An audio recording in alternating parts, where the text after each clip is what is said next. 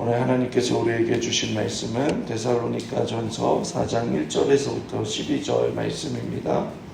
데살로니가전서 4장 1절에서부터 12절 말씀 합독하겠습니다. 시작. 그러므로 형제들아, 우리가 끝으로 주 예수 안에서 너희에게 구하고 권하려느니 너희가 마땅히 어떻게 행하며 하나님을 기쁘시게 할 수 있는지를 우리에게 배웠으니 곧 너희가 행하는 바라 더욱 많이 힘쓰라. 우리가 주 예수로 말미암아 너희에게 무슨 명령으로 준 것을 너희가 아느니라. 하나님의 뜻은 이것이니 너희의 거룩함이라. 곧 음란을 버리고 각각 거룩함과 존귀함으로 자기의 안에 대할 줄을 알고 하나님을 모르는 이방인과 같이 세욕을 따르지 말고 이 일의 분수를 넘어서 형제를 해하지 말라. 이는 우리가 너희에게 미리 말하고 증언한 것과 같이 이 모든 일에 주께서 신원하여 주심이라. 하나님이 우리를 부르심은 부정하게 하심이 아니요 거룩하게 하심이니 그러므로 저버리는 자는 사람을 저버림이 아니요 너희에게 그의 성령을 주신 하나님을 저버림이니라. 형제 사랑에 관하여 너희에게 쓸 것이 없음은 너희들 자신이 하나님의 가르치심을 받아 서로 사랑함이라. 너희가 너희에게 온 마게도냐 모든 형제에게 대하여 과연 이것을 행하도다. 형제들아, 권하노니 더욱 그렇게 행하고 또 너희에게 명한 것과 같이 조용히 자기 일을 하고 너희 손으로 일하기를 힘쓰라. 이는 외인에 대하여 단정히 행하고 또한 아무 궁핍함이 없게 하려 함이니라. 아멘. 우리가 어제까지 살펴본 3장 13절까지의 말씀은 바울이 데살로니가 교회에 있었던 일에 대한 회상과 또 성도들의 감사와 칭찬과 격려를 기록하고 있습니다. 또 바울에 대한 거짓된 소문에 대해 적극적으로 변증을 하는 모습을 보게 됩니다. 오늘부터 살펴볼 말씀은 앞으로 적극적인 신앙생활과 또 그리스도의 재림에 대한 가르침을 기록하고 있습니다. 오늘 말씀 1절에 보시면 그러므로 형제들아, 우리가 끝으로 주 안에서 너희에게 구하고 권면하느니 너희가 마땅히 어떻게 행하며 하나님을 기쁘시게 할 수 있는지를 우리에게 배웠으니 곧 너희가 행하는 바라 더욱 많이 힘쓰라 라고 권면합니다. 바울은 데살로니가 성도들을 향해 이미 받아서 행하고 있는 일을 더욱더 많이 힘쓰라고 말합니다. 아시다시피 데살로니가 교회는 이미 사도의 가르침을 따라 순종함으로 좋은 소문이 난 교회였습니다. 그래서 바울은 궁핍함과 환난 가운데 있지만 그들의 소식을 통해 위로를 받았습니다.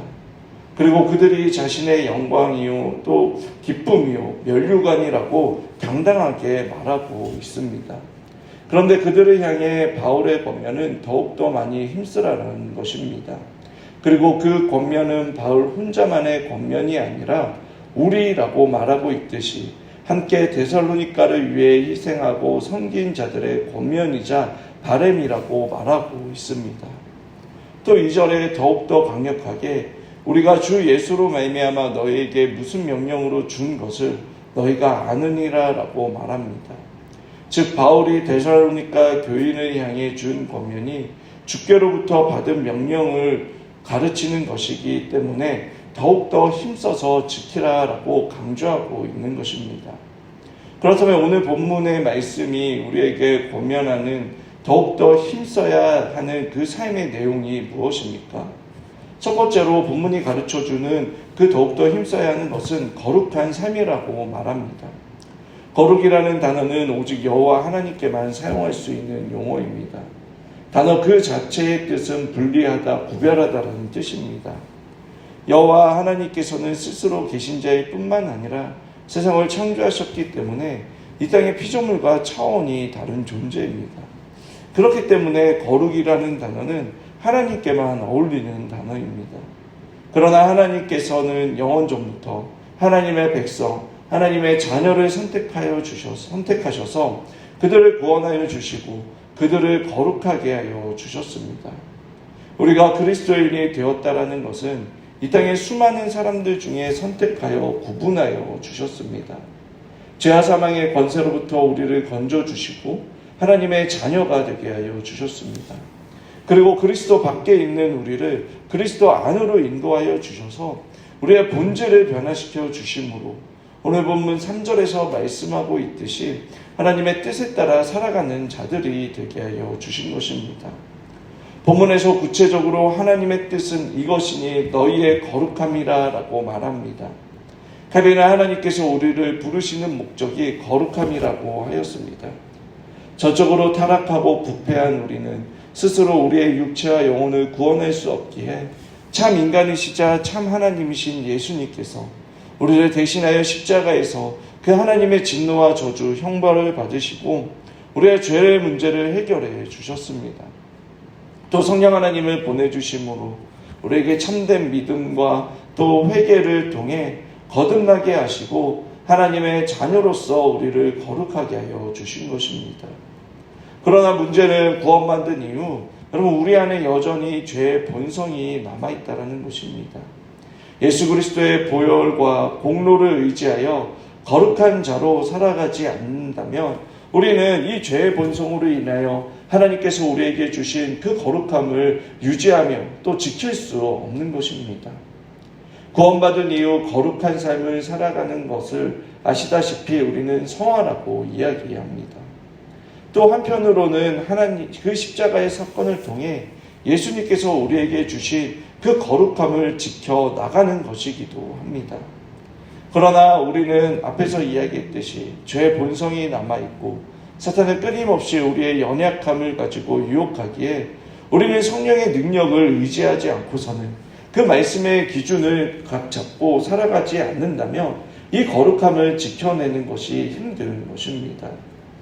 오늘 3절에서 거룩함으로 시작했다가 여러분 7절에 거룩함으로 끝나고 있습니다. 특별히 거룩한 생활 가운데 성에 대한 부분을 말씀하고 있습니다. 율법을 제정하여 주신 레위기서를 보면 여러분 성은 개인적인 문제뿐만 아니라 가정과 공동체와 밀접한 연관이 되어 있습니다. 즉 가정과 공동체를 지키고 순결한 그러한 부부 생활을 하라라고 말씀하고 있는 것입니다. 4절에 각각 거룩함과 존귀함으로 자기 아내를 대할 줄 알라라고 말씀합니다. 하나님께서는 첫 사람인 아담과 하와를 창조하시고 남자와 여자를 하시며 둘이 한 몸이 될지라고 하셨습니다. 하나님께서 최초로 세우신 공동체인 것입니다. 그리고 예수님께서도 마태복음 19장 6절에 그런즉 이제는 둘이 아니여 한 몸이니 그러므로 하나님이 짝지어 주신 것을 사람이 나누지 못할지니라 라고 말씀하고 있습니다.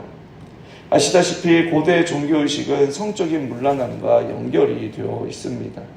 성적인 행위를 통해 신을 즐겁게 하고 자신을 드림으로 복을 받을 수 있다고 생각했습니다. 또 신약 성경에 기록될 당시에도 로마는 한 남자가 첩을 둘 수 있고 노예 중에 쉽게 자신의 성욕을 채울 수 있었습니다. 또 창녀와 관계하는 것이 여러분 부끄러운 일이 아니었습니다. 바울이 지금 이 편지를 쓰고 있는 데살로니가 역시 마찬가지입니다. 이러한 사회 속에서 그리스도로 부름받은 자들에게 음란을 버리고 5절에 하나님을 모르는 이방인과 같이 세욕을 하지 말고 6절에 이 일에 분수를 넘어 형제를 해하지 말라라고 권면합니다. 이 말의 의미는 남의 아내를 탐내지 말라라는 것입니다. 그리고 7절에 하나님을 부르심을 부정하게 하심이 아니요 거룩하게 하심이니 여기에서 부정 역시 여러분 성적인 타락을 의미하는 것입니다. 오늘날 세상 사람들은 성에 대한 관용 정책으로 우리를 미혹합니다. 성을 자기 선택과 인간의 즐거움의 도구로 찬양하지만 그리스도인들은 그러한 음란한 세상 속에서 성적인 순결을 지킴으로 세상과 구별된 거룩한 삶을 살라라고 말씀하고 있습니다. 오늘날 수많은 드라마들이 불륜을 아름답게 포장하고 또 법적으로도 간통법이 폐지된 마당에 합법적이고 암묵적으로 허용하고 있는 것처럼 묘사를 합니다. 그러나 사회가 그렇다 하더라도 여러분 드라마를 보면서 불륜에 대한 남녀의 그러한 모습에서 우리는 거리낌을 느끼며 또 욕을 하면서 여러분 그러한 모습을 시청하지 않습니까? 아무리 간통법이 폐지가 되고 또 성적인 개인의 선택과 행복이 중요하다라고 세상은 말하지만 여러분 바울은 성적으로 문란하고 타락한 시대 속에서 그리스도인들이 그러한 성적인 순결을 지키며 거룩함을 유지하며 살아가야 함을 가르쳐주고 있습니다. 사절에 각각 거룩함과 존귀함으로 아내를 대할 줄 알라라고 말씀합니다. 즉 자기 몸을 육체의 정욕에 이끌리는 대로 사용하는 것이 아니라 거룩함과 존귀한 상태로 스스로를 통제하며 하나님께서 제정하여 주신 그 부부의 관계 안에서 하라라고 명령하고 있는 것입니다. 그러면서 8절에 그러므로 저버리는 자는 사람을 저버림이 아니요 너희에게 그의 성령을 주신 하나님을 저버림이라고 말씀하고 있습니다.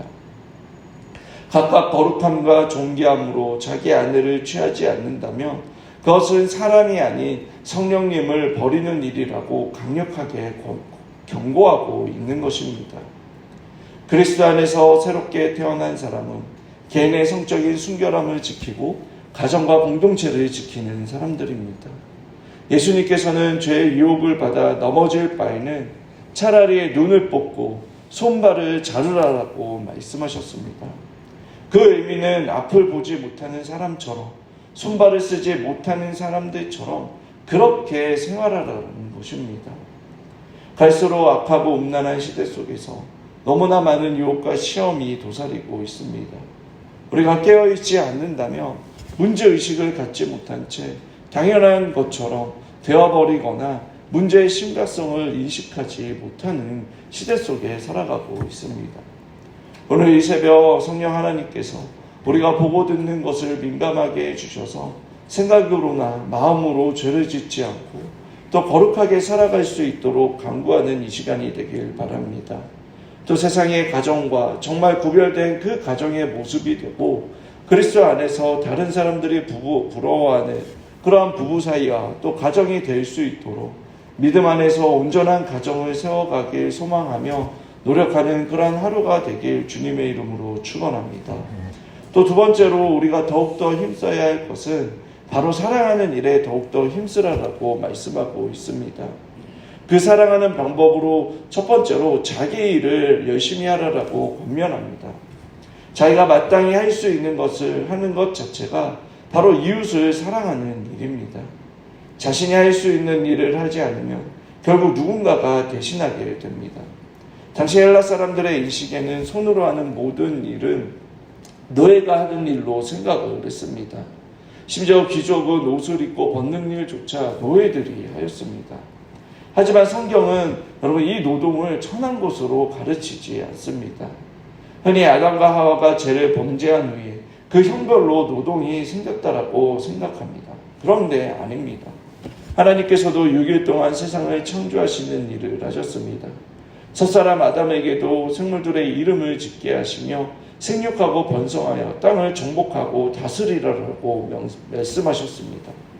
또 예수님께서는 공생의 사역을 하시기 전까지 여러분 일용직 노동자로 살으셨습니다.